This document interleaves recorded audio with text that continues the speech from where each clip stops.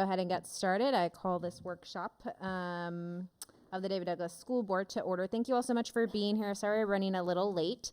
We have a few folks absent today. Some folks had some work responsibilities, so weren't able to join us, and then we had a birthday. So it will be us three here, but really looking forward to the conversation, and we'll be sure to update folks who are not here on this really important conversation. So with that, I should start by saying this is a conversation around the implementation of the Student Success Act and the engagement that we're really hoping to do with our school district on all of these resources. So I will start off with the agenda. Did you have anything to add? Or okay. So first we have Brooke O'Neill to give us an overview of the CIP. Okay, good evening, everybody. So we wanted to talk to you a little bit about our continuous improvement plan and how that feeds into the Student Success Act and how they support each other. And so the continuous improvement plan is required to a new plan every 3 years. Though we have been on hold, the department in 2016-17 stopped the submission of continuous improvement plans with the authorization of ESSA, the Every Student Succeeds Act, at the federal level. They wanted to rework the process. They didn't feel like the process we were using prior was effective, and it was more compliance driven. So they have been reworking what they want us to do. This work started before the passing of the Student Success Act. That being said, they're very complementary, and they're working now on making that connection between the two. So we just wanted to give you an overview. Our plan is still a work in progress, but wanted to talk to you a little bit about that and what that looks like. So when we talk about our continuous improvement plan, which we for short call it the KIP, to distinguish between the school improvement plan, which is the SIP. We talk about the big 5 and supplemental 10. So the big 5, as you can see, are our vision, mission, goals, strategies, action steps, and monitoring routines. Are we doing what we said we were going to do? The supplemental 10 are more compliance driven. Those are questions and narratives that we need to write to address certain state statutes and what that looks like. Now, the only requirement by the department is that we post our continuous improvement plan on our website. But because we have schools identified as targeted assisted schools, our plan will go to the Department of Education, and they will read the plan and in order to release funds to help support us in that work. They've already done one read, and they've been very complimentary of where we're going. We're doing some different things this time that we're really excited about, and they were very complimentary of kind of looking at doing this work a different way. So I'm going to start with the supplemental 10. There's a lot of them, so I'm not going to go through and read them. I'm sure Lori will put this in your board packet so that you can go through if you want to read all of these, and we're still working on these. But basically, it references a standards-aligned curriculum, high-quality instruction, and how we go about professional learning in our district. Safe and inclusive climate, how we engage family, community, and stakeholders. Leadership development, looking at high quality data systems, continuous improvement planning. Supports and interventions for students, which you can see is a lengthy one, and then library programs. So we will address those, and we will write a narrative to align with each of those, supplemental 10. Now, getting back to the other components, this work is grounded in a continuous improvement process, meaning that basically the work never ends. It's about setting the direction, looking at our needs, creating a plan, implementing that plan, monitoring it, and then making adjustments. Do we abandon this work because it shows it didn't work? Do we modify the work? Or do we say, hey, this is a direction we want to continue to go, and then we scale? So it's the process that we will use. We start with our mission and our vision always, and I'm going to give you just a moment to read that because we do want it to be grounded in mission and vision.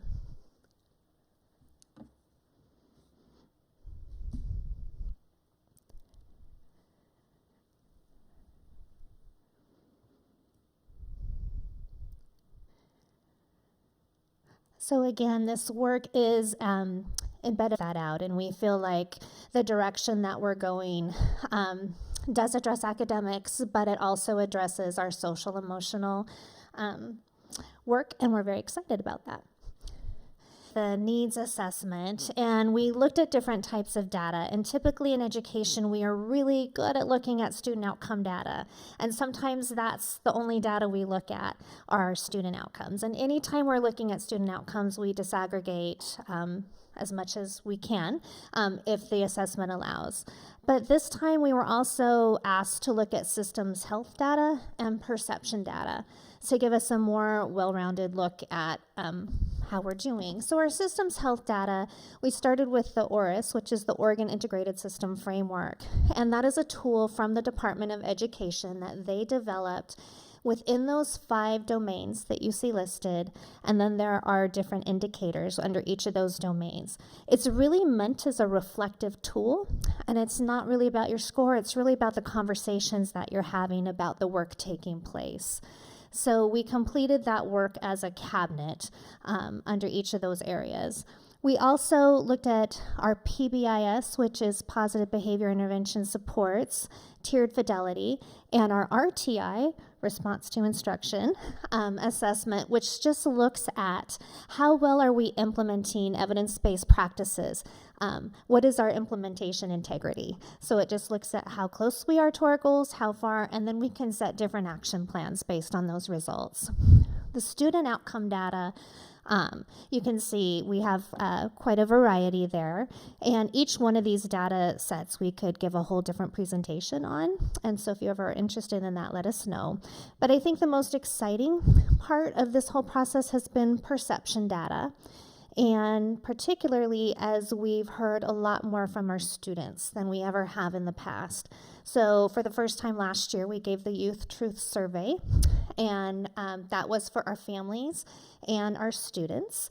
We did not assess our teachers on that survey because the TEL survey, which is through the state, that is a state survey that is given. It will be given again this year. So we didn't want to over-survey teachers. We also had our Your Voice Matters sessions, and you can see 3 general and 7 culturally specific sessions.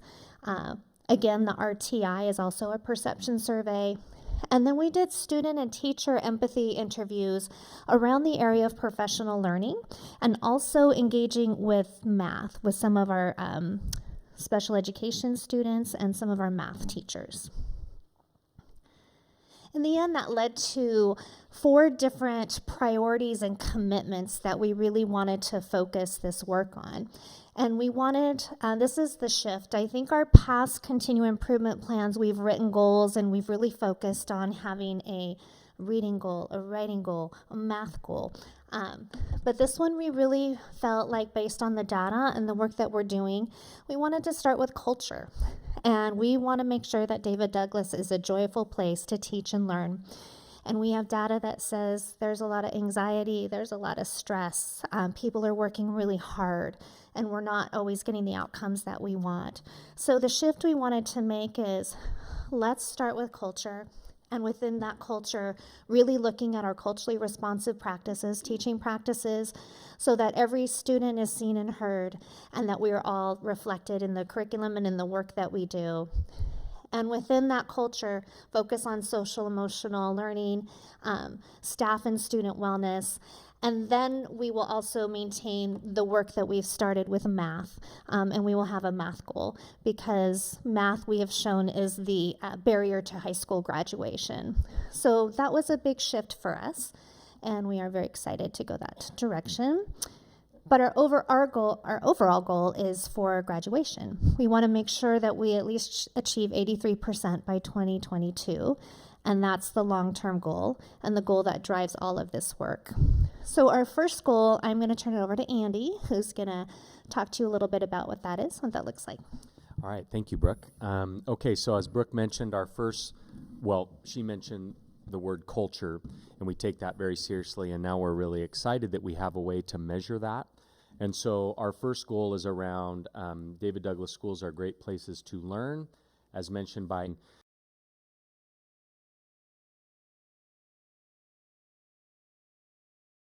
Youth Truth measures for students, it measures rigor, relationships, instructional methods, engagement, culture, and safety.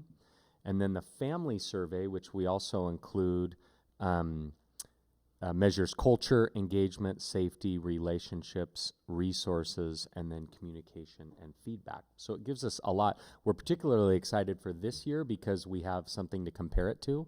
Last year we did Youth Truth, and we had the data, and it was interesting to look at for sure, but this year we'll begin to see patterns, hopefully, with our schools. So that is our first goal, and then we have what we call a theory of action. That's the way that ODE provides these if-then statements. And so we have how we plan on doing that is kind of twofold. I mean, there's a lot of things that we're planning on doing, but we did a book study last year on the book Culturize by Jimmy Casas. And then we also are doing a book study with our administrators this year called Culturally Responsive Teaching in the Brain. That's by Zaretta Hammond. And so we are, by running book studies with our administrators, we do activities in our admin meetings, and then we expect our administrators to bring those back to schools and do that with teachers who will eventually, hopefully, filter into kids. So we hope by many activities that we'll be able to increase our scores on Youth Truth, which in our mind would reflect a stronger culture for our students. I think now I'm passing it to Ms. Pearson. Yes, and so goal number 2 is around staff and student wellness. As you can see up there, the measurement is Truth saying our TFI, which is a tiered fidelity inventory, and that's how we measure sort of all of our positive behavior interventions and supports. So that's our measurement tool. I think that we're really excited about this goal, mainly because we are wanting to address staff wellness as well as student wellness. We understand that in order for students to be happy and well-adjusted and have their social emotional needs met, our adults that are working with them need to have their social emotional needs met. So as Andy indicated for goal number 1, there are a lot of activities that go under this, what we're kind of calling buckets of work, being social emotional curriculum, PBIS structures, restorative practices, mindfulness practices, and trauma-informed practices, as well as just health and wellness activities. So you can see our if and then statement. This is our hypothesis statement that we believe in order to have increased well-being from our staff and students in buildings, we need to provide certain things. So social emotional curriculum and professional learning will help us achieve these goals.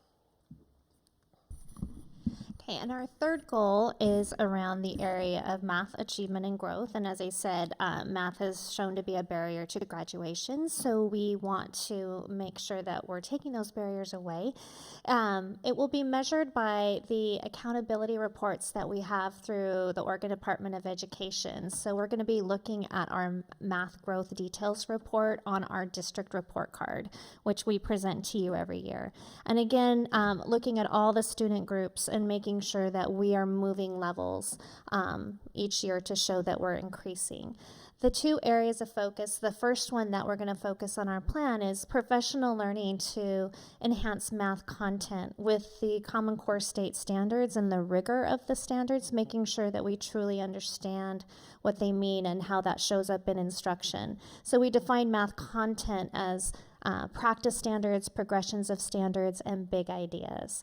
We also want to focus on pedagogy, which is our instruction. And so if we increase math pedagogy, then with leader support and feedback, we will engage in effective instruction and increase math outcomes for each and every student. And then math pedagogy is defined as research-informed instructional practices and effective implementation. We're using, to drive our work, we're using research, and so this work is guiding the work of the district. And I should say, while we have 3 goals, It doesn't mean we're not doing a lot of other work, because you'll notice it doesn't mean we're not working on reading and we're not working on attendance or other areas. This just means the department was saying less is more. In the past, we've had continuous improvement plans that have 10, 11, 12 goals, and they really wanted us to narrow that. Where are you going to go deep? And where are you really going to make sure that you're in that continuous improvement cycle and have those monitoring routines? But we still can't let our foot off the pedal for all the other subject areas that we're working on. So our due date for the department is November 1st, when the department came out with how they wanted this to look. It was last August, and it was going to be due June and changed. They wanted to put things on hold so that they could try and find a connection and a relationship between the Student Success Act and the work that we're doing. And I think the most important part of our continuous improvement plan is this is just the start. It's adaptive work, meaning it's going to change, and as we get more information, we're not stuck with this. We can change it. As I said, we can modify, we can abandon, we can get new things if we deem we're not going the right direction or getting the right work. So as we move into the Student Success Act, what we've done in the continuous improvement plan can inform the work of the Student Success Act. What's happening with the listening sessions and the Student Success Act can definitely inform the work of our continuous improvement plan, because it is a never-ending cycle. So just looking at where we are now, as I mentioned, our continuous improvement plan actually being ready for us to go October of last year. So we were starting this work in October, but you can see where we are present day. And this leads us into the Student Success Act, which I'm going to turn over to Ken. So I guess just briefly, any questions, and we will have questions at the end as well in conversation, but just making sure if you have any questions or anything. Oh, go ahead, Brooke, please. Forgot to mention this. When we talk about the priorities that you had, I'll go back to this slide really quick, and then I'll get us back. When we talked about the priorities that stemmed from looking at the needs assessment, we wanted to show you what you have in front of you are the commitments and the real tangible pieces that our administrators, what we asked, really, we said clarity is kind, and we want it to be really clear within each of those commitments what our role is as administrators in the district, so you can see what their commitments are and what we bring up at every single admin meeting and that we talk about and that we will measure for this year. So, and make sure you saw that at your tables. I just had one question, Brooke. Way back at the beginning when you said the 10 items the state requires, the very last one was library programs. Yes. Now, I think every Yes. school in the state has done away with librarians, and we were one of the last ones to do away with librarians. What are they requiring? They just want us, we need to answer what steps we've taken to ensure that all students have access to strong library programs. So for us, what that will look like is we have actually 3 district librarians. We used to have a librarian in every school. Now we have 3. We have one for the high school, we have one at Fur Ridge, and we have one that supports elementary only. I should say our high school librarian supports middle school as well. And then we have what we call library media assistants in each of those buildings that run the library. So that's what we will speak to, and they do acknowledge that that is a gap between that and what's happening throughout the state with library programs. Yeah, that's what I was saying. I can remember when everybody was cutting them. So Yeah. Perfect. Thank you, Brooke, and the rest of the team. So quickly, just backing up before we move forward, again, board leadership with Andrea and Stephanie asked for a briefing. So kind of what we're going through is sharing our continuous improvement plan, CIP, and now we're going to transition into the Student Success Act, and it's more of a 60,000 foot level. And then lastly, we'll get into our communication protocol and what we're doing to get input. Ultimately, part of the reason for the CIP is because it's mentioned all over the Student Success Act, and I'll be real honest, at this point, it's kind of confusing. It's kind of confusing because, as Brooke did a great job of outlining, we began this process a year ago, right? And we had it ready to submit and actually did submit, and now there's a little bit of curveball. Well, you have the Student Success Act, so how do you connect the two? The good news is I think there are automatic connections And with our work, if you think about what we're doing, it's going to be a nice tie. The bad news is, how do we navigate that? And that's part of the conversation we wanted to have this evening, so you get an idea of where we're at. So the one thing that was shared with me at our superintendent's meeting last Friday is to remember the CIP is more federal, right? It's coming out of the federal and the kind of that process, and the actual student success is more state. They are definitely complementary, is the words that our state superintendent used, complementary of each other, but they are also separate. We talked about it a little bit, thinking about the example that Student Success Act, and I'll get into a little bit, there might be many different programming investments and things we do.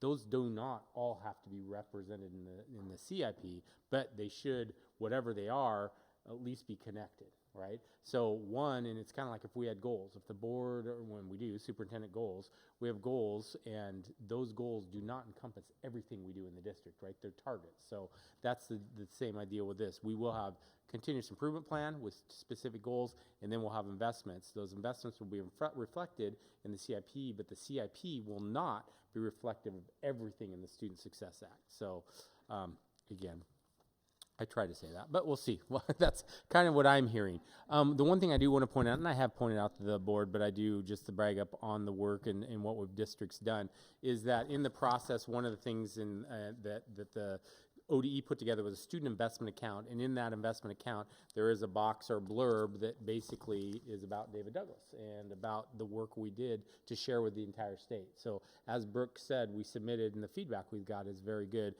to the point where they said, hey, can we use this and kind of talk to other states about it? And Brooke did a great job of putting together some feedback. And so, Brooke, I guess you're published. Yeah. So with that said, the next one, and I'm not going to go through slide by slide. In a minute I will. So Student Success Act. And ultimately, I know that I've given some input to the board, so this might be a little bit of review and looking at and how we're moving forward, right? And the very first thing I want to say is how exciting it is. Truly exciting.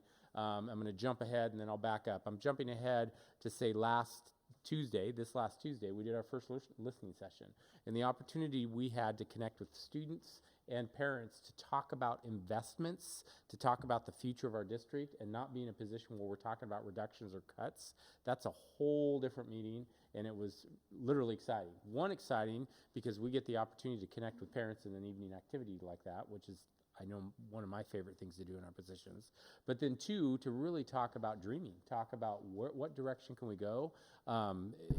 Again, part of the reason for the Student Success Act, is everyone at this table knows, and most of the audience I'm sure as well, we've been disinvesting in schools for the last 30 years, period.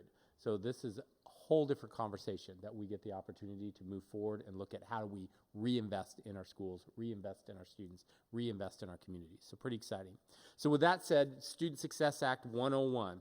Real quickly, just a reminder that this was legislation brought about by a legislature from House Bill 3427 and House Bill 5047. And ultimately, the Student Success Act has three parts. And those three parts are the Student Investment Account, the Statewide Education Initiative Account, and the Early Learning Account. The SIA, or the Student Investment Account, is 50%. The Educational Investment Account is 30%, and 20% is for the Early Learning Account.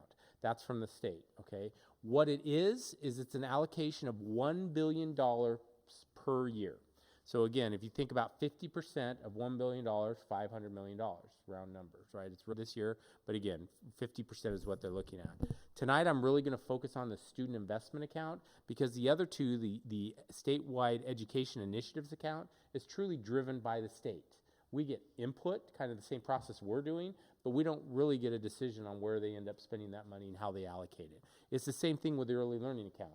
That's driven by the state. So that 50%, we don't have a lot to say. We'll get benefits from it, but ultimately, we don't have a lot to say about it. But with a Student Investment Account, which is at 50% of $1 billion, we have a lot to say. In fact, it's essential that we get voices and community and our voices to talk about how are we going to invest this money? What steps are we going to take? So with the Student Investment Account, what we're looking at is our share of $500 million is an absolute estimate. And I know we're streamed, so hear this loud and clear. It's an estimate. We have really neighborhood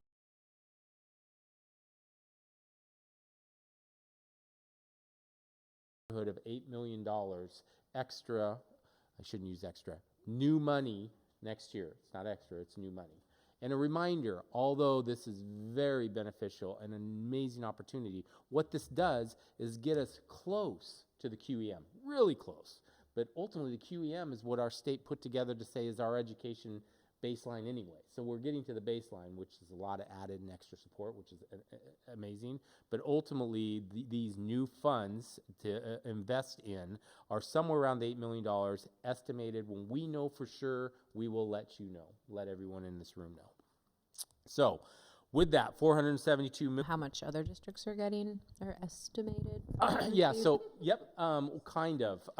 So there is a document that is unofficial that shows, and what it is for anyone could calculate, what they gave us is they gave us ADMW.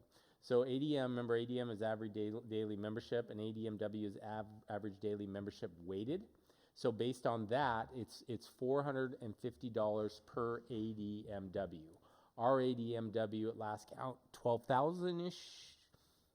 So our enrollment, remember our enrollment's 96, 98, somewhere in there. Our ADMW, though, with weighted for poverty, with weighted for our different groups of students, is about 12,000. So that's where that number comes from. So if you look at enrollment, that's the best way. I know for sure, or I don't know for sure. I know the targets around, we're at 12. Reynolds is a little higher than us, so 8 million. I think that document says they're somewhere in the 10. Gresham Barlow, I mean, they're all about the same size as us. I believe Portland is 39 million is a number they're talking about that they'll see based on $450 per ADM. And they did give a range, 450 to 470. You guys know my style a little bit. I'm giving the 450 side because it seems like that's it, and hopefully it will come in higher. But that's what they said. Ken, Yeah. Yeah. with that, when is the ADM calculated? What date? September 30th? Next June 30th? What are they talking about calculating the date on? I have not heard the official date that they're going to use. I'm going to guess that it will be your June numbers, because that's usually your final ADM. Yeah. I do not know either, Frida. I haven't seen any communication that's been clear about that. So either one, I missed it, or two, they haven't communicated, because this is still in rulemaking. I believe they haven't communicated it yet, but there is a possibility I missed it as well. So with the student investment account, again, 50%, that's what we'll be looking at, is ultimately I'm going to talk about two things now. And one is what can be used for. And there are basically 4 buckets, right? It's very clear they've talked about. Number one, we can increase instructional time. And some examples of that is more school hours in the day, summer learning programs, before and after school programs, or investments in technology that will minimize class time used for assessment.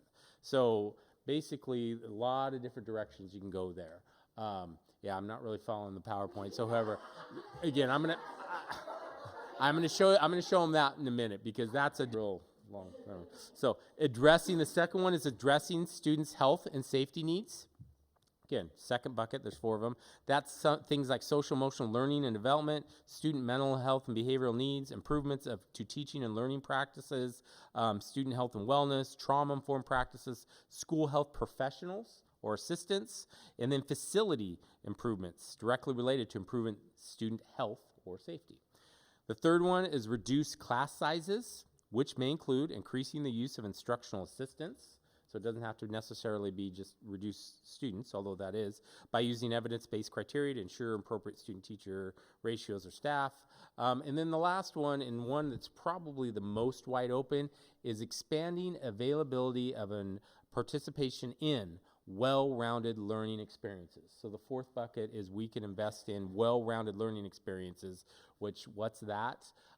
Probably you could name it, and it could somewhere fit in there. Some examples they give is developmentally appropriate and culturally responsive early literacy practices, culturally responsive practices and programs in grades 6 through 8 at all grade levels, access to art, music, PE, STEM education, CTE, including student organization programs, et cetera, or examples, FFA, FBLA, et cetera. Electives that have been engaging, to students, accelerated college credit, including dual credit, dropout prevention, life skills, and then tag programs. So again, those 4 buckets, ultimately, if we get $8 million, we'll be looking in how do we invest. Now, probably the biggest and most important thing to think about here is the reality that we play an important role to determine where we invest, but more importantly, we cannot do this alone. We can't do it as an administrative team, and we can't do it as just a board team. And the reality, not because we shouldn't, we need to get feedback, but the second piece is part of the law. The law says that basically we should be extra focused and ensure that we're reaching out to students and families of color, students with disabilities, emerging bilingual students, students navigating poverty, homelessness, foster care, and other students that have been historically have historically experienced disparities. So the reality, again, the law is very clear that we need to take steps to make sure we're reaching out to our entire community, but also very specific to our groups of community members, students, and families that historically have been marginalized. So that's part of the process that we're doing here. So with that said, that's basically the Student Success Act. What I want to do is, if you can back up now, Brooke, I'm sorry. So what this is just a snapshot we're going to be doing with our parents and families, and we started on Tuesday night. So basically, you saw the title. We do a welcome. We kind of talk about why we're here, go through a little, sometimes icebreaker activity. It depends how many families are there. Next slide, please. We talk about the agenda. You can see again, 1,000-foot Student Success Act. We'll talk about the timeline. I don't need to read all this. I'll talk about the breakout sessions in a minute. We go on to the next slide. Talk about the $2 billion biennium, break it down to $1 billion, and/or SIA, student investment accounts, $500 million. So talk about that a little bit. Talk about now Student Success Act, SSA. Now we break it down to student investment account. Get into that conversation. Next slide, please, Brooke. Thank you. And then this is very clear, to take a minute to tell you to back up for the board. We do it with our parents and families, that they're very clear. Out of those 4 buckets, yes, you get the liberty to spend in those 4 buckets and invest in those 4 buckets. But no matter where you spend and no matter what you're doing in the 4 buckets, you have to meet these 2 targets, which I talked about a little bit here. But number 1, meet students' mental and behavioral health needs. That's a priority, period. Second, increase academic achievement and reduce academic disparities for the groups of students that are listed. So very clear, this is right out of the law, and this presentation is actually from ODE. We tweaked it a little bit for our district, but ultimately it's ODE. Next slide, please, Brooke. So this is the part where it gets a little interesting, and it gets interesting, to be quite honest, because the metaphor building the plane as flying it, ODE is same place, right? They're developing this as we go, and one of the directions they've given us is to ensure that we get input on the following 5 considerations. The reason I'm saying it's interesting is there's a lot of education ease in these topics, and sometimes it's a bit confusing. So for example, reducing academic disparities, gaps between outcomes for different student groups.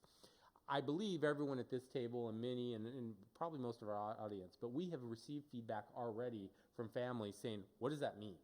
You were asking for input, but what does that mean? Right? Because from their lens, they're thinking of their families, maybe their neighbor families, but they don't always see the whole picture of our district, right? So just so you know, that's kind of some of these. The next one's meeting students' mental and behavioral health needs. That's pretty straightforward.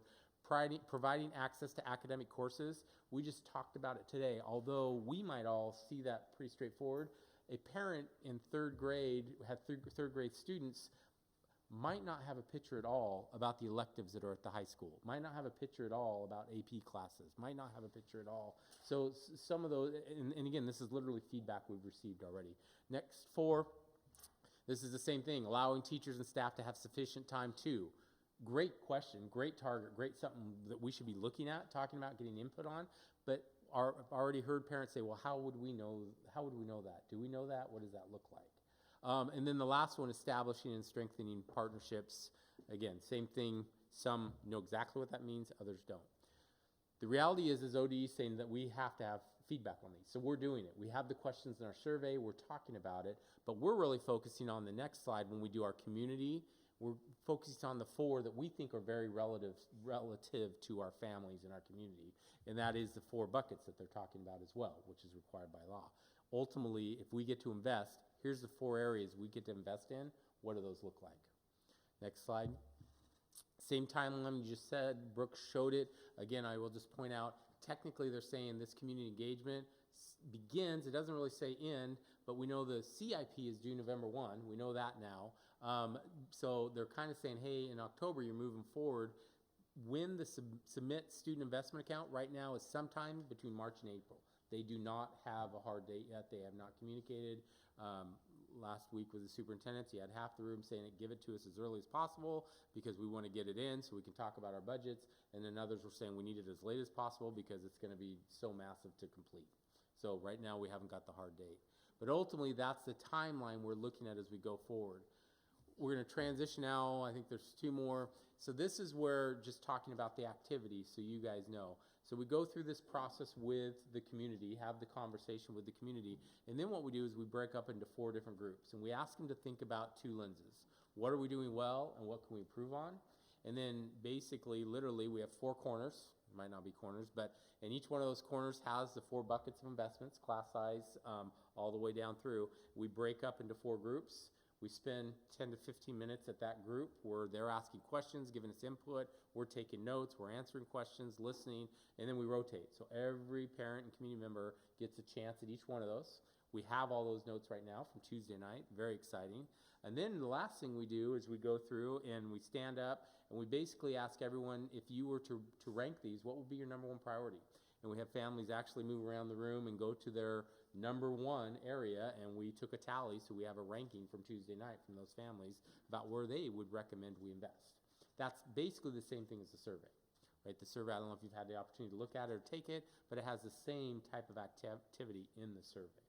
So next slide is just the end slide. That's the activity.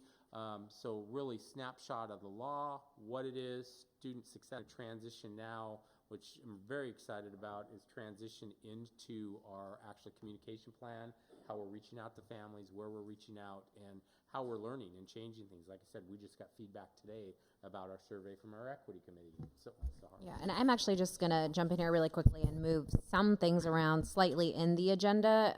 To Ken's point just now around deadlines and timeline, I just want to make sure that we have that at the forefront of our mind before this conversation. And I think that this conversation that Kelly will lead us into will also kind of blend into the discussion.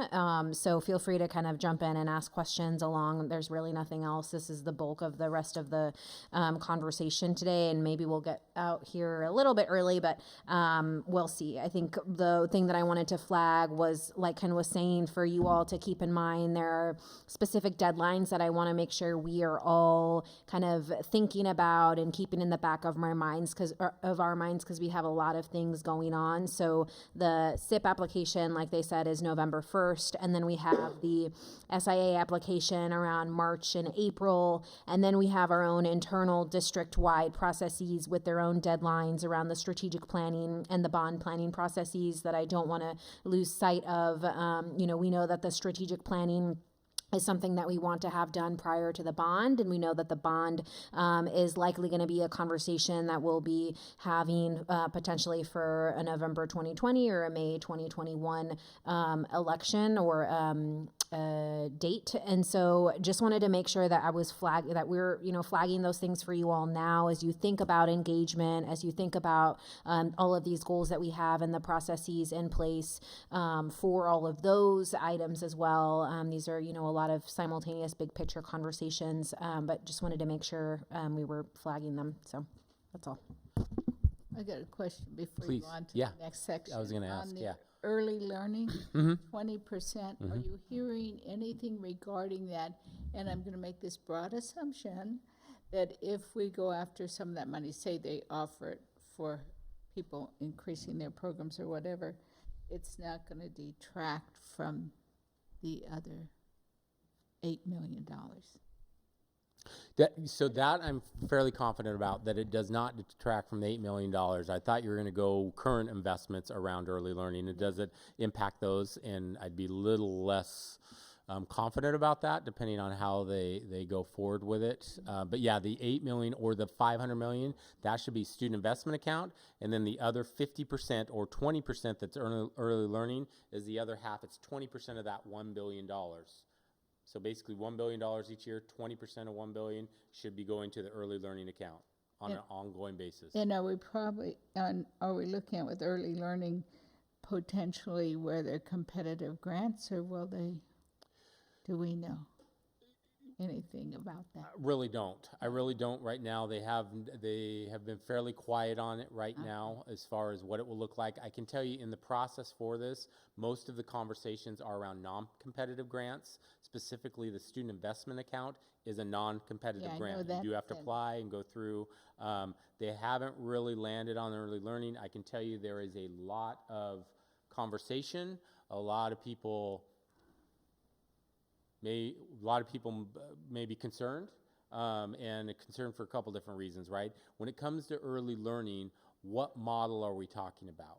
How are we listening, learning, and where are we going? Are we going more Head Start track? Are we going more, are we talking half-day programs, full-day programs? There's just so many regulations and different options, and the direction that they're talking about going, hearing this through the grapevine more than anything, concerns quite a few individuals. So one of the questions we had is, we're going through the process for the 50%. We need to get input. How are you planning to get input for the other 50% or specific that 20%? Again, not a hard answer yet. And I don't want to make that sound like that's negative. They're still working on that. So I know I didn't answer your question, Frida, so I'll say this. I don't know. Well, I'm just concerned because there's a lot of private preschools out there, and I'm hoping they look at our public schools that are trying to make our skills pre-K through 12 and do a continuum that is more beneficial to the student rather than give out to private sector. Just my opinion. Yeah, and there's a lot of differing opinions on that as well. So I don't know where they'll specifically target that money, and that's part of the conversation that's going on right now. Any other questions before Student Success Act? Kind of wraps up a little bit, and now we're going to transition more into the communication process that we're excited about going through. And I just want to say one thing, and that is that we've already received feedback from community, and we are already more than willing to tweak and change. And you're going to hear a number of different things, so I won't get into the things I'm excited about. But ultimately, I want the board to know and community to know that if there is a piece we miss, although it's a short timeline, we're currently taking feedback, and how can we do better, and where can we do better, and where can we get information. And even if we think about November 1st CIP, and yes, that's non-negotiable, but we can still gather input on the student investment account for a while longer. So I honestly, I know that window, like November, we're going to have opportunities to continue the conversation. In fact, it's even outlined up there that we should continue the conversation. So with that said, I just want to make sure that anything you see is not written in stone. It's a plan, and it's I guess what we call a living plan that can be changed and modified, and where can we listen better, hear better. And now I'm going to be quiet. Okay, so I'm going to explain a little bit and give you an overview about our engagement plan and process on behalf of our Administrative Cabinet and Family and Community Engagement Coordinator, Ide, who's in the audience tonight as well. So our stakeholder groups that our team has been focusing on, as always, is we like to have active listening sessions and be available for feedback. So we're focusing on our students, our staff, and when we say staff, we mean all staff, classified, certified, and administration, our families, and our community partners, which we're so lucky to have here in Multnomah County. The strategies that we are using to support all of our stakeholders is, number one is location of meetings. Sometimes it's hard to find the boardroom. So we try to take it out to our schools, and we look at north side schools, south side schools. We've even tried a strategy of meeting our families at a housing complex where they live. We provide food, childcare, and our childcare girls just left at around 7 o'clock. We've been using written translations for all of our email communications, our flyers. We try to make it available on our website, and then oral communications when we actually have sessions where people are showing up. And we have heard from our culturally specific groups that they still really like to have the robocall invitations and reminders translated and sent to them, because oftentimes they are our group that actually does not have email still. So if we only rely on email, we might be missing a group. If we only rely on robocalls, so there's a nice, there's a balance that we have to achieve in not missing people through our communications. So talking about surveys, so actually the survey that is out right now is we're in our third year of doing surveys. So if you kind of go, and actually I updated this, but it didn't update from, so I'll talk a little bit. This year we'll be doing 3 things. We're doing the Students Success Act survey, which is live right now. And as of 5 o'clock this evening, we have 406 surveys completed. Dan just pulled the data on that for us. We'll be doing our district youth truth survey later on, and that will be going to our 3rd through 12th graders and our families. Well, this year is the year for our TEL survey to come around. The TEL survey is given to our certified staff every 2 years. And you'll notice that last year we gave the Youth Truth survey, we did a district parent survey, and during that year we also, 2 years ago, we had the TEL survey. And you can kind of see on the last column, I tried to fill in what our participation and return rate was on each of those. So again, when we print this up for you and Lori gets it, you'll have the updated table with the demographics. Our survey outreach, how do people find out that we actually have a survey that they can take? So we email more than once. We have also given out an email to our community partners, not just our community partner CEOs, but actually we've asked our community partners to send it out to their ground level, building level staff. That's the staff members who actually see our parents and our students on a daily basis.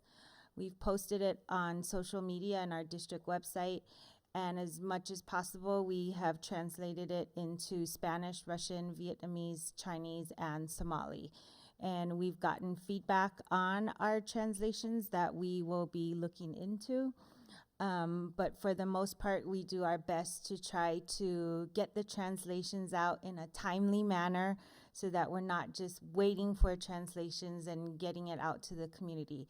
So our current survey has only been live for about a week. And so we're very thankful that we already have 406 responses. So moving on to our actual face-to-face listening sessions, our Your Voice Matters series actually started about almost 2.5 years ago. Frida will remember when we first were brainstorming about this, we applied for an EPAP grant, and we started trying to meet the needs of our marginalized populations about 2.5 years ago. So this year, our Your Voice Matters series starts this fall, specifically for the Student Success Act. And so you can see when all of our meetings are. We have a flyer, actually, it's on the back table that we have printed that has all the times, all the dates, and all of the locations of the various meetings. And like Ken said, we had one on this past Tuesday night at Ron Russell, and had a great time being able to just meet and listen and communicate and make connections with our families. Quickly, I'll be very quick. I just want to flag October 24th is the October scheduled board workshop. And before the end of this evening, I want to circle back around and talk about that a little bit to make sure that we have an understanding of what we're thinking about there and whether or not we want to change. So we'll come back to that. Okay. So our historical Your Voice Matters series, and this is going back from like most recent to farthest back historically. So last year we had listening sessions for all families, plus we also had listening sessions specifically for some culturally based family groups. And then you can see what the participation level was on each of those in the final column. And at all sessions, we had interpreters available. We did food as necessary and childcare.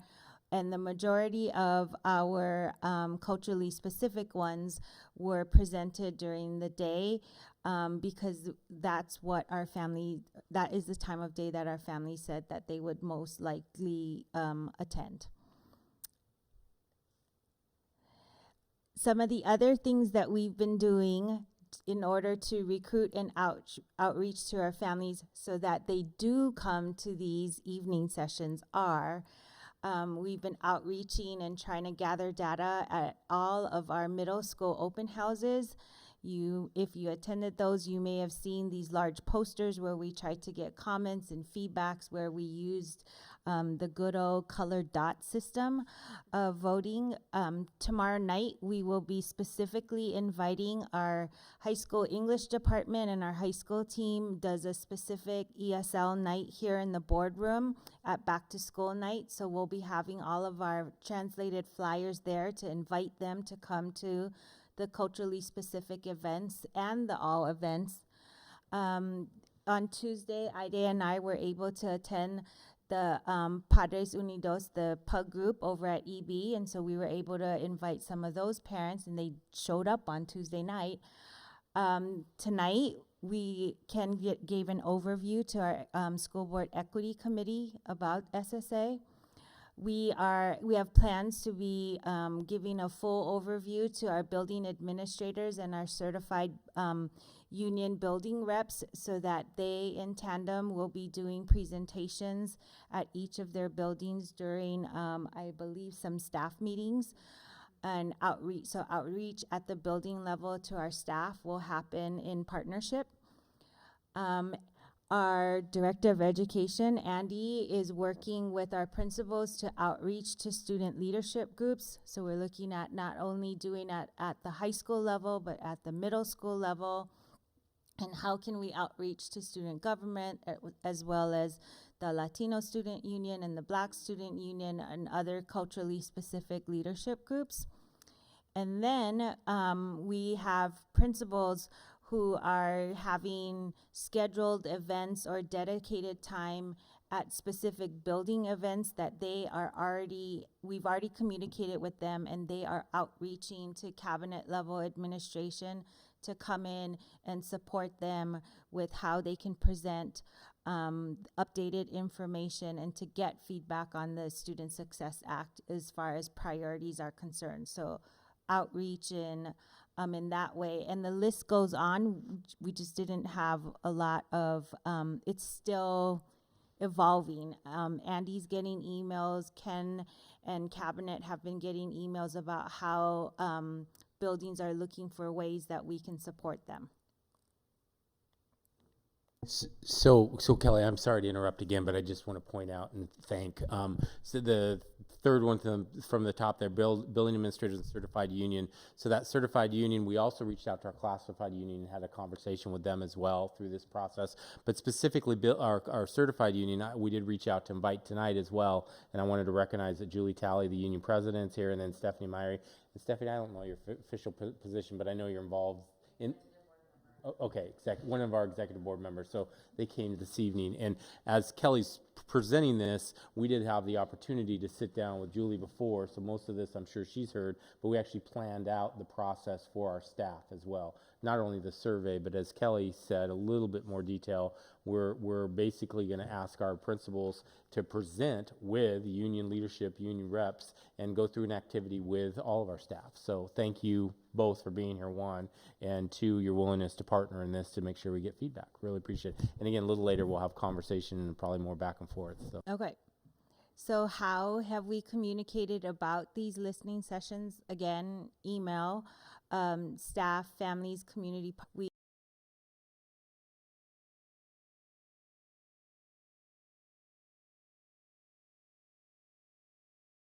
We've translated the actual invitations out in our top 5 languages. We provide session interpretation specifically when we're having those culturally specific group meetings. We've actually sent out a targeted email invitation to our special needs families as well. We do targeted phone invitations to our culturally specific parents, especially those who have been regularly attending our Your Voice Matters series. So every time someone comes in, they sign in on a sign-in sheet. And so now what we're doing is we know that those families have showed active engagement. So we give them another like personal phone call to invite them. It's not the recorded message. And we know that food and childcare are important during these evening meetings and actually during the day. So another avenue that we have taken is we have outreach to our community partners.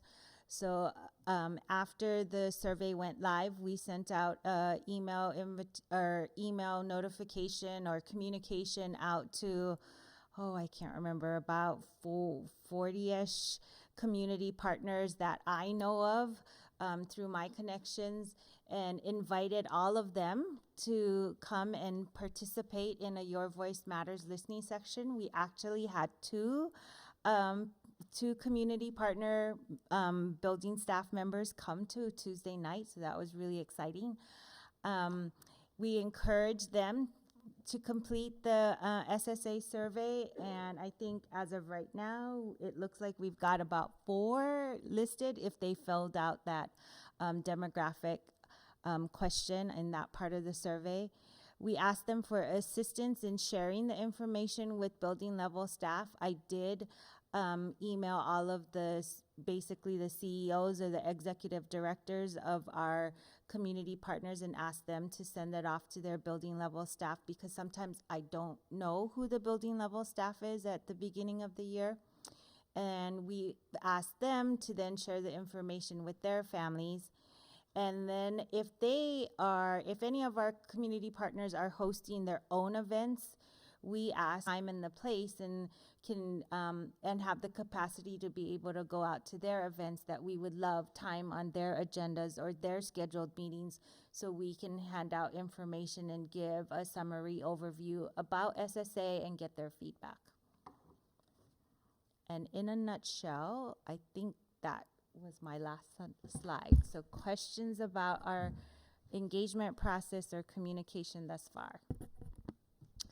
I don't have any questions, but I think, well, one, thank you so much for all of that information. It's really helpful, and we'll make sure to pass it on to the folks who aren't here today so that they can take a look at it. I think, the main reason why we wanted to make sure we were highlighting this engagement process and just in general what has been going on with SSA is because, and I think I shared this with you all before, we really want to make sure that we are keeping you in the loop and checking in with you all, as I would say also, I think particular board members who have had a lot of community engagement in your own work and just in your lives. And so it would be really great to hear your feedback on our strategy here. Is it right? What are we missing? Are there specific partners who you think should be included, who we can cross-reference and make sure is on our list?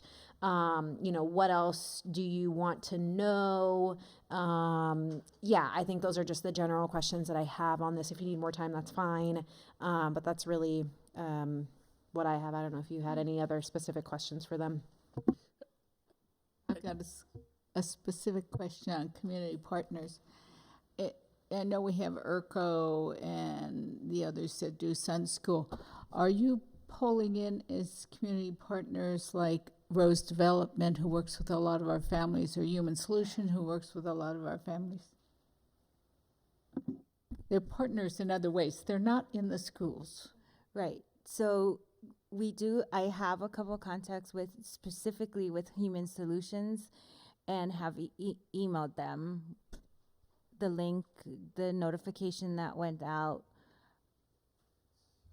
So anyone that we have in our key communicators, which some of those we do have and have reached out, we have. I mean, basically our entire list. But you mentioned some others that we might Well, not Ro- have as regular. Rose Development works with Earl Boyles a lot, and they have the baby boosters. They work in regard to and work with a lot of our families. They have Leander Court on 122nd. I do not think we sent directly to them. You We might can- want to work with them because they actually have a project, a youth initiative project, and they're working with our high school. Yeah. So they might be a We- good one to contact. So one thing, I think, great idea, and thank you, Frida, and that's part of this. I think Andrea is really asking for is where else is there? But I do want to point out that we specifically have asked our principals to help in this as well. So, for example, we sent, and Erica has it. Erica sent to her list and her communication and key. So it hopefully is getting out there. That doesn't mean we shouldn't. Just so you know, they might have. Fingers crossed. And just pointed out the informal process as well. These are all kind of the formal, but we've basically already asked principals, and we'll continue to ask, anytime they have an event, anything that's going on, how can they connect with families about this process? I'll give you an example. We had the opportunity to go to Fir Ridge Open House tonight, which was amazing, by the way. But during that process, they actually set up their whole library with computers, and they're asking parents to go in and students and go in and take the survey if they're willing to do it, and they're prepared to have conversations about it. So some of those kind of informal, we aren't capturing everything. The middle school open house, Mr. Pease, Doug Pease, our principal, spent some time on it and through his presentation. So some of those pieces we're just asking, just naturally, please include it, please talk about it, and That's great. And that just reminded me too, in your liaison roles to your schools, it would be great to flag in any conversations that you have with the principals or other staff to get a good sense from them if they know of the upcoming Your Voice Matters events, or if they have any specific feedback in general on how they best engage their students and families. All of that information would be really helpful for us to know. In regards to the community partners, just thinking about places like ERCO, as I used to work there for a while, with some specific communities, I think it's important to ask ERCO about reaching out to those specific communities through ERCO. For example, a lot of our Slavic families, the only real area where they all congregate and you can get the information out is at their church service. Half of them have the Saturday service, half of them have the Sunday service, and maybe possibly meeting them there. There's a Somali association. They sometimes have their meetings at the ERCO building, other times at different locations, but meeting those communities where they congregate and not just relying on the community partner to get it out there, but then trying to directly contact those associations. And then also with SUN, if there's any way we can also have our SUN staff also engaging and like reminding children and their families, especially because a lot of those programs are culturally specific. So both Idea and I have already reached out to our Sunsite coordinators, and because of her her own priorities and what she's doing, I think the bulk of her work in the last week and a half on the job she's been going out and meeting with either school principals or Sun coordinators, and I think that she's been carrying around those flyers everywhere we go. So luckily that outreach was already planned out, and then now we've just added the Student Success Act meetings to those. So And just a specific follow-up, sorry, again, that's great, and that's what we're trying, and it's because we're specifically, that is the ask. It's not just, here's the email, take the survey. We specifically ask, please help us communicate this. Please use your networking and communication and relationships and trust, and or specifically, we ask that, can we come to your events, right? And we're kind of inviting ourselves a little bit. So, but yeah, definitely, and if you could help with that as well, that'd be great. Yeah. Yeah, and I think all of this is exciting to hear, the type of thoughtful engagement or recruitment that we're doing for our own events. What I ideally would love to see, and I think Ken and I have talked about this, and I think Stephanie has been part of some of those conversations, has been around the fact that everything that you see here, this is the first phase of, and the first part of a much longer engagement process. So like I said before, right, we have a lot of other things coming around that we'll be checking in with folks about, but also as we're having these conversations, what would be helpful for me, what my ideal would be is if we are able, let's say for an example, to partner with, let's say, Latino Network on a different and a new Your Voice Matters, right? And so it's kind of like a joint session where, they are also leading in some of the outreach and have some of that trust already built with community. We can leverage that. And I know that, like I said, I've already mentioned this before, and so it seems like that could be a very real possibility. But as we kind of get through this first phase, it would be, and I think probably some of the outreach that we're doing in the district already and that AIDA is doing, it would be helpful to figure out, okay, which ones of the partners, right, can we partner on this next phase, right? And what do they need from us? And, how can we leverage their expertise and, go from there? So maybe that's a subsequent conversation. But other than that, everything else looks incredible. Thank you so much. I think that's perfect. That's right in line what we're hoping and how we do that. One specifically, like for example, I can tell you just scheduled today, Tony Hobson and I have a meeting next week with SEI. So same type of situation is Tony starting. just called me today. Oh, okay, perfect. So yeah, think about Latino Network. We have obviously someone who was very connected with Latino Network, and in fact, kind of stole her. So anyway, all of those, great ideas, and we will continue to reach out. And I want to recognize that again, the email out. That's the intent. That's not enough, right? It's going to be follow-up calls. It's going to be follow-up connections. It's going to be them calling, scheduling meetings, sitting down.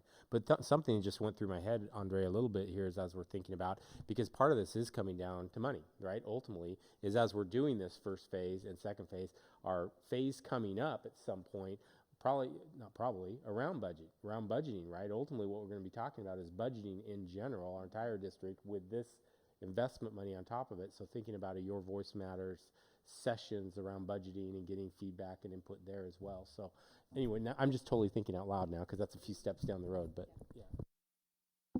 I too just thought of something. As somebody that used to interpret for my parents a lot of things, but also thinking there are oral languages out there, like Rohingya is only oral. If we're also communicating to older students, for example, that they get to fill it out with their parents and, they can fill it out in English as they would not have a written form to do that. That's great. Thanks. So that's pretty much all we had. It would be helpful for me if I know you probably have already sent this to me via email, but if you can resend it, that would be great. And then maybe to the whole board so they have it too, just the presentations. Yes, excuse me, the slide deck, yeah. Could we take a few minutes and ask if there's any audience questions? Are you okay with that, Andrea? Or Yes, thank you for the reminder. Are there any audience questions? Yes, you're more than welcome to come up. Actually, it would be helpful if you come up to the mic, since we have some folks who may be listening via the stream. And go ahead and just introduce yourself. Thank you. You have to push the button. There we go. Hello. My name is Kaylee Self, and I am representing the community partner REAP, which has its presence here in David Douglas for a little over 5 years, I want to say. And I've been with REAP for just under 4 years. And I actually started here as a student intern, finishing my degree at PSU in Child and Family Studies. And we initiated the first climate survey that was distributed by REAP and really addressed a lot of the issues that are becoming common kind of staples in terms of just trying to gather that response from the communities that have been marginalized and those who don't always have the realm or the understanding to lend voice. So I'm really encouraged to see a lot of the efforts that have been made here in David Douglas, with just my own experience of really trying to gauge that data. But speaking directly to the community partner kind of and leveraging that partnership that exists. One thing that came to mind was just the way that we can honor the work that community partners have been doing to especially lend to the gap of social emotional learning and culturally responsive learning. And so I love the conversation that's happening around using the spaces where community partners have their families and where they feel safe and comfortable to share that voice and lend that voice, because I think that's a big missing kind of part of the conversation is where we kind of come to lend voice is also the place that we've been hurt and we've been and communities and groups have been kind of systemically quieted down. So wanting to honor those spaces where ERCO, those religious spaces and other places where we can kind of get the word out is very important. And I know that REAP would love to leverage our new and improved HQ space where we have families. We have family nights all throughout October and November, so that could be a great opportunity to kind of share and access information and kind of continue that work. Our whole staff has an all admin day on Monday where we will be completing the SSA survey. And then lastly, I'll just say that being a community partner and collaborator with Stand for Children, having a lot of focus groups around ways to engage the community, I think it's most important to really leverage the support of community partners and those spaces specifically to where people can lend voice. So more of comments than questions, but going forward, I'm wondering how you can honor the partnerships with some of the smaller community partners who do have that major impact in terms of the communities they do serve, and just leveraging what they've already used and proven to be effective in terms of trauma-informed care and restorative practice, because that's two things that are really the big tenets of the work that we do at REAP, and it's also two of the biggest hurdles in terms of getting increased services and increased expansion to provide those services for the school. So often it becomes a supplement that we offer and have to leverage our own dollars and support through rather than through just states and federal dollars. So I'm just curious about how that kind of conversation will continue and how you plan to leverage those partnerships. Thank you. Appreciate it. Thank you. I'm not sure that I have a specific answer to that question. I think it certainly requires an ongoing conversation, and would love to figure out what that partnership does look like with REAP and, and some of those other events that you mentioned in November and October. And, I think we're really open to hearing your thoughts on how we can integrate that into the, slide deck or in the conversations with those who you're already engaging in the district. So thank you. Hello. Come on up. So you said you guys have been holding the culturally specific meetings sometimes during the day and getting a good turnout. Have you guys been holding any of the all meetings during the day too to get more? It looked like those were pretty sparse, but have you tried to hold an all during the day at that time too? The earliest we held an all was 4. I think we held one all at 4 at one point. Mm-hmm. But no, for the most part, they're in the evenings. Mm-hmm. So we haven't had one like at 10 o'clock or, Mm-hmm. yeah. Have you thought about that? Do you think that would be helpful for? Well, it could. I mean, there's like only 8, 6, 10, but if it could be that there are times that they would be able to more likely come during the day to try one. We can definitely look into that. That's a good idea. I think it's valid because what we've discovered over time, it used to be we did everything in the evenings because parents were working the day, but many of our parents work different shifts. Mm-hmm. They don't work the 8 to 5. A lot of our parents work different types of shifts, and I think that's why the culturally specific ask for the daytime more, is they're more available in the day than in the evening. You got it. We'll figure it out.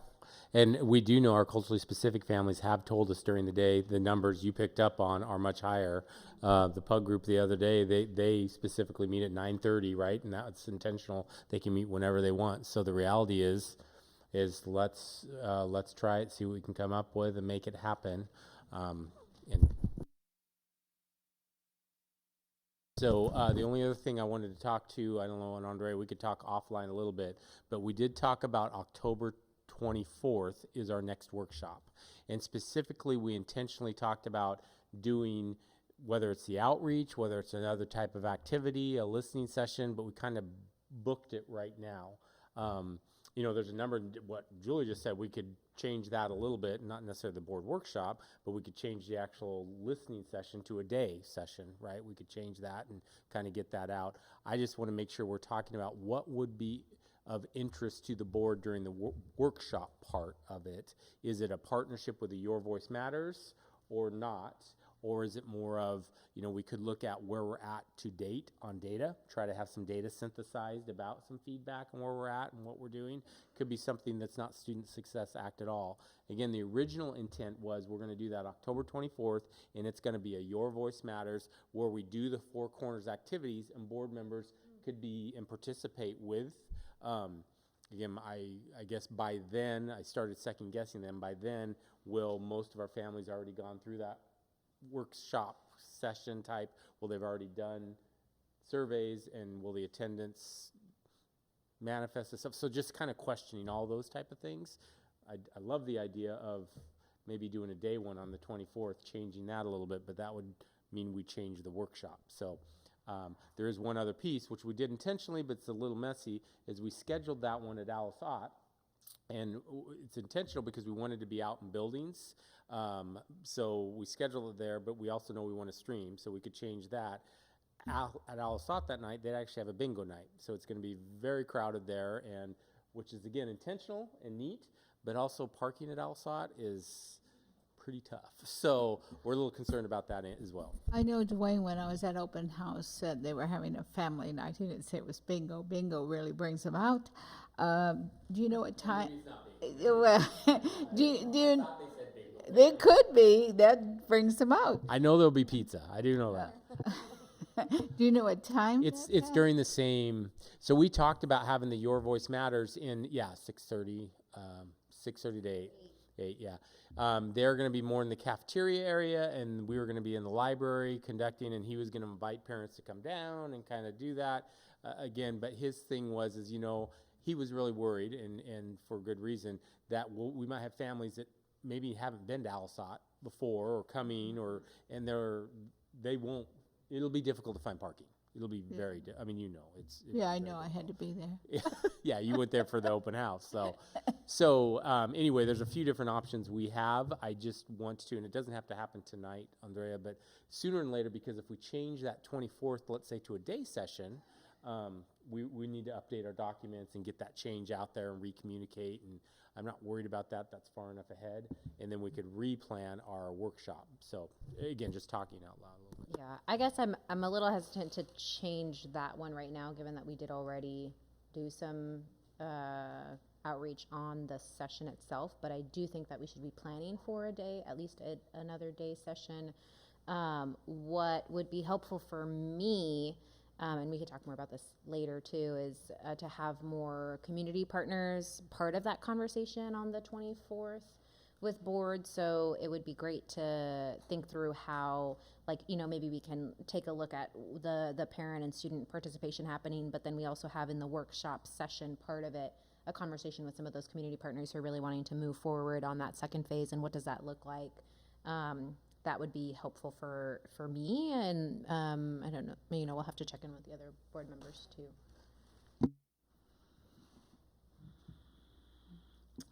I'd like to mention something with the culturally specific, and this is just me because I've dealt with that in my EPAP meetings, is I attended some of those last year, and there was translation, but only translation for translating your English to Spanish or Somali or whatever.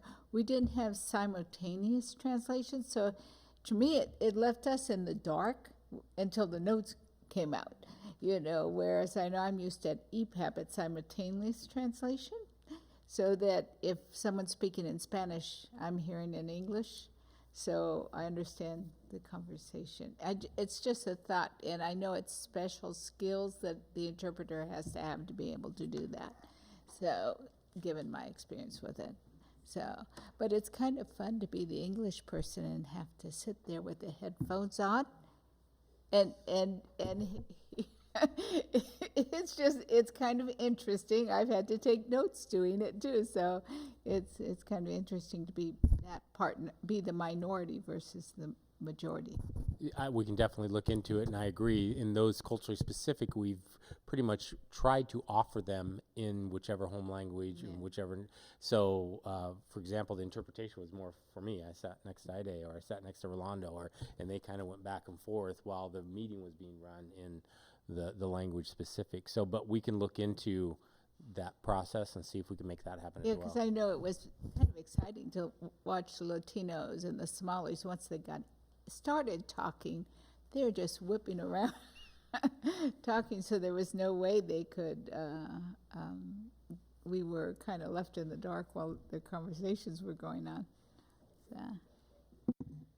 Great. Awesome. Well, if there are no other questions or comments, that's what we had scheduled for the agenda. Did you have? Yeah. Okay. Okay, because you mentioned bond planning and strategic planning. Are you wanting to get the bond committee going? And when are you thinking about wanting to get that? Yes, as soon as possible. It's still in the works. I think to be quite honest, I've been a little bit surprised at how much this SSA stuff is requiring our attention. But one of the reasons why we are bringing it up is because, we do have to get the ball rolling on that. And we've had conversations about, what that looks like. And so hopefully we'll have an update for you at least by the next board meeting. Okay. Awesome. Well, thank you everyone for staying tonight, and we'll see you next time. We're adjourned.